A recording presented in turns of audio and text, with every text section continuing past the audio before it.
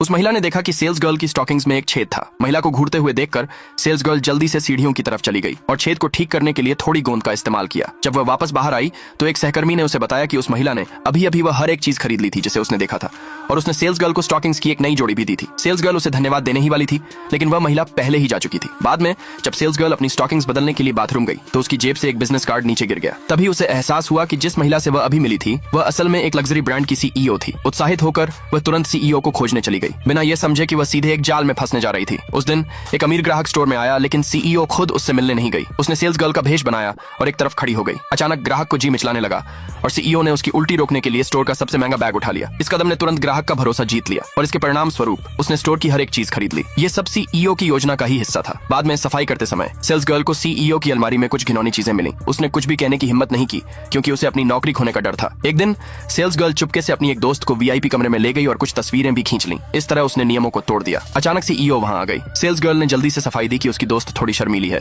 इसलिए वह उसे अंदर ले आई थी। सीईओ ने कुछ नहीं कहा और वहां से चली गई, लेकिन वह पूरी साजिश को पहले ही भांप चुकी थी और उन पर लगातार नजर रखे हुए थी। सेल्स गर्ल ने जल्दी से अपनी दोस्त से वहां से चले जाने को कहा, लेकिन उसकी दोस्त ने मना कर दिया और सीईओ के पीठ पीछे उसके बारे में बुरा भला भी कहा। उसे इस बात का जरा भी अंदाजा नहीं था कि सीईओ ने सब कुछ सुन लिया था। सेल्स गर्ल को तुरंत नौकरी से निकाल दिया गया। वहां से निकलते समय उसकी मुलाकात एक इंश्योरेंस एजेंट से हुई, लेकिन उसने उस पर ज्यादा ध्यान नहीं दिया। हताश होकर उसने अपने एक पुराने सहकर्मी के जरिए अपनी पुरानी नौकरी वापस पाने की कोशिश की, लेकिन उसे बताया गया कि ग्राहकों की जानकारी एक प्रतिस्पर्धी कंपनी को बेचने के आरोप में उसे पूरे इंडस्ट्री में ब्लैकलिस्ट कर दिया गया है। तभी उस सेल्स गर्ल को एहसास हुआ कि जिस इंश्योरेंस एजेंट से वह उस दिन मिली थी वह तो शुरू से ही क्लाइंट की जानकारी इकट्ठा करने के लिए वहां आया था। दूसरे पार्ट के लिए कमेंट में यस लिखे।